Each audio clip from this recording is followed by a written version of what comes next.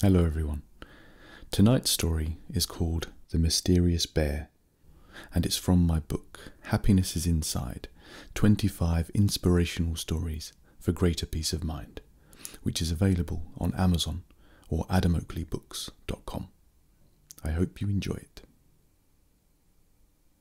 The Mysterious Bear. There was a mysterious bear in the woods that many knew of, but none had recently met. He was a character that most were aware of, but one that many feared to approach. He had a strange way about him. He seemed to have some kind of power, or powers, that normal bears did not have. "That's one weird bear," some of the bears would say. "He must be dealing with the witches of the forest," others would say. "Maybe he's a demon or something," was another idea they had. This bear would walk along the woods, and the trees would speak to him. Flowers would emit a stronger fragrance for him. Fruits would drop at his feet if he was hungry, and the insects and fish would even sacrifice themselves for him. Fish would jump out of the water, land next to his big paws, and actually ask to be eaten.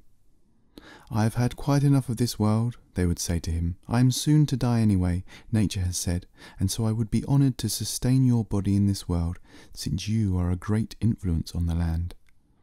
And so the bear would gratefully sustain himself on the food nature had provided, treating his meals with the utmost reverence and respect. No one could understand. This bear didn't even seem to be asking for anything, and things would just drop at his feet. The bears would always watch him from a distance, feeling both awe and an underlying fear of this mystical bear. No one from this generation of bears had ever actually approached him. They felt both attracted with their eyes, yet repelled by their bodies. The bears of this world would always be hanging around in groups. It was very rare that you would see any less than 4 together at a time. To be alone was unheard of, except in the case of this mysterious bear. One day, Lazarus, one of the younger bears, had noticed how much better this wise bear seemed to have it.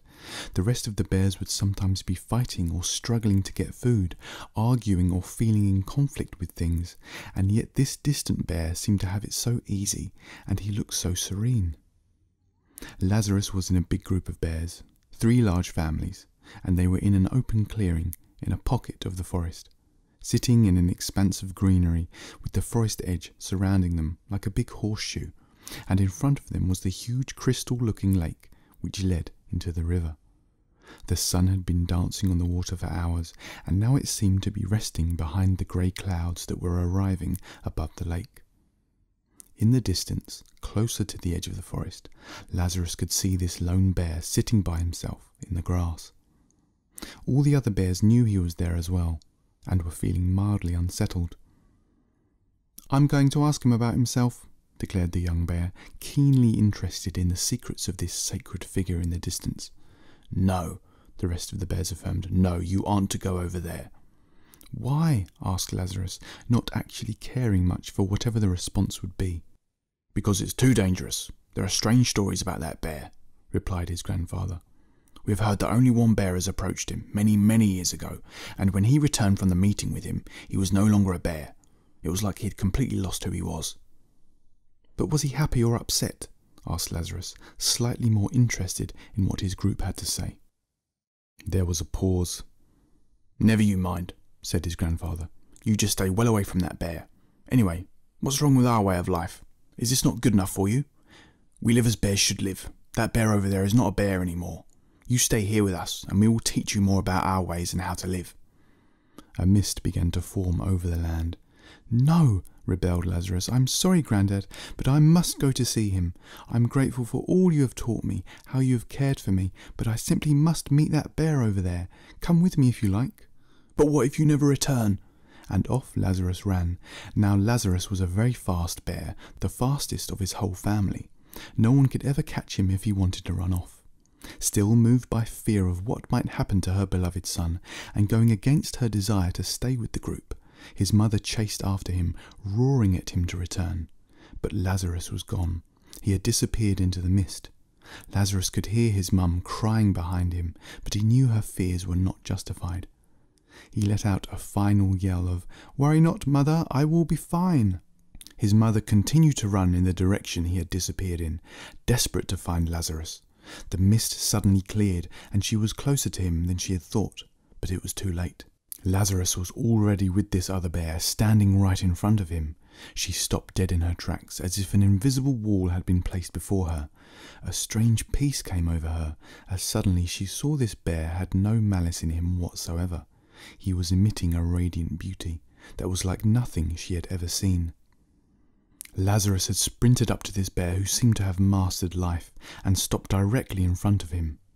The bear did not even look at Lazarus. He was just sitting there, gently enjoying some blue and red berries.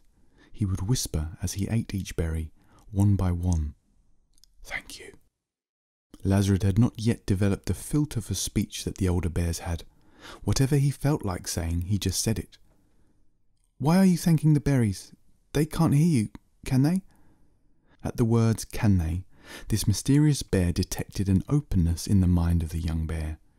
Usually the other bears over the centuries would just tell him that the berries could not hear him, that he was being silly, rather than asking in such an innocent, inquiring nature. The bear's eyes fixed on this young, open, bright new visitor of his, and he began to speak to him. But the bear's mouth was not moving. Lazarus could just hear the gentle but powerful tone of the bear answering his question. "Yes, they can hear my gratitude," said the bear. "We bears have become arrogant, so arrogant that we believe if we cannot see the ears of something, then it cannot hear us. You do not need eyes or ears to recognize truth, and the truth is always here." This did not make much sense to Lazarus, but he sat down to converse more with this bear, whom it seemed quite natural to listen to. It was almost as if this bear was speaking to him from the inside. "How is it that we seem to struggle so much more than you?" asked Lazarus. "We spend ages looking for fish, but yesterday I saw you walking past the river, yawn, and a fish jumped right into your mouth." The bear smiled. "And how grateful I was," he said, now using his mouth to speak out his words. The peaceful bear closed his eyes for a while, and Lazarus was about to burst from the anticipation of whether he could know this bear's secrets, when the bear opened his eyes up again, and it began to rain. "Oh, shall we move into the forest?" asked Lazarus hastily, patterning what his mother would always say. "Why?" asked the bear, giving thanks to the water falling from the sky. "Well, so we don't get wet." "Okay, we can move," said the bear, "but first give thanks to the rain. It is watering the trees, refreshing our bodies, and providing for life all around us." Lazarus had never thought about it like that before. He had always been told that the rain was just a nuisance, something to avoid.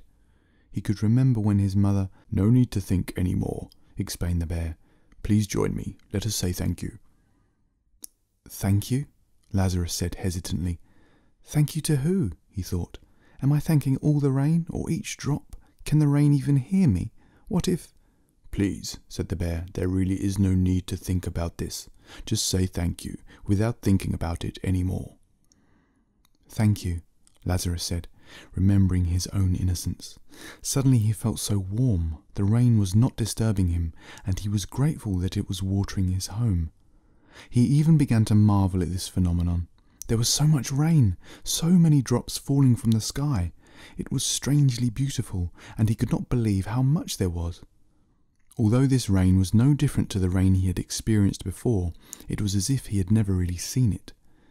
Neither bear moved, they just enjoyed the rain. Lazarus's mum was looking on in disbelief at how she had never really seen the rain before either. After a while the rain slowed down, and the sun gently emerged from the cover of clouds. "Thank you," Lazarus said, without even thinking. He knew the sun was not separate from him. He had always known, and could not believe how effortlessly kind and powerful the sun was. The wise bear smiled in gratitude of his fresh-faced visitor. The two bears were dried by the sun, and Lazarus felt as if he was running out of questions. He felt quite content to just be there. He could feel some kind of connection with everything around him. The grass, the trees, the birds, his new friend. But he could feel it without even thinking about it. He noticed that the more he thought about it, the less he could actually experience it. It felt like love, it felt like care, and it felt very safe. What you feel is nature itself, explained the wise bear. You are not apart from it. It is always caring for you, always providing for you, and nothing else is apart from it. If you act as if it is not there, if you try to be apart from it, you deceive yourself, and you feel you don't have enough, and so nothing flows. After you cut yourself off, everything seems to cut itself off from you. If you want to be an independent bear, then everything else will feel independent from you. You will feel you have to struggle to take care of yourself. But if you admit that you are not separate from nature, if you welcome nature, stop fighting against it, stop trying to escape it, then she will welcome you with open arms. Her arms are always open, but often we turn away and try to go it alone. Some other bears say you are not a bear anymore, said Lazarus. And they are right, said the wise bear. I look like a bear, I sound like a bear, but this bear is only nature's costume. I am nature itself, dressed as a bear. Once this bear has died, nature will remain. I am nature, taking care of the bear. Lazarus sat there in silent wonder. He was nature as well. He could feel it. You see your reflection in the water, and others tell you that you are a bear, continued the wise one. You believe them. You take yourself to be a bear, and you imagine that you are a bear living in the body of a bear. But this identity is an illusion. You have been given it. It has been built by the other bears and by yourself, until you feel like you are a bear, separate from all other things. Lazarus felt so peaceful. The worries his family had told him seemed to be disappearing, until he was no longer Lazarus anymore. The body of the bear remained, life remained, nature remained, but Lazarus had disappeared. Lazarus was no more. Lazarus had never existed. Just nature remained, alive and intelligent. Lazarus's mother by now was lying on the grass, in a gentle ecstasy at how mistaken she had been about everything she thought she knew. She had been so afraid, and for what? All of her many fears had only made her feel afraid, and nothing more. She could see Lazarus in the distance, as his encounter with the wise bear was drawing to a close. "Thank you, see you again," said Lazarus, feeling it was time to leave. "Indeed," replied the bear, and as his heart gave thanks for what had just taken place, it completely departed from his mind. Lazarus approached his mother. They didn't have to say anything. They smiled at each other, were grateful for each other, and made their way back to the group, now free from everything the group had ever told them.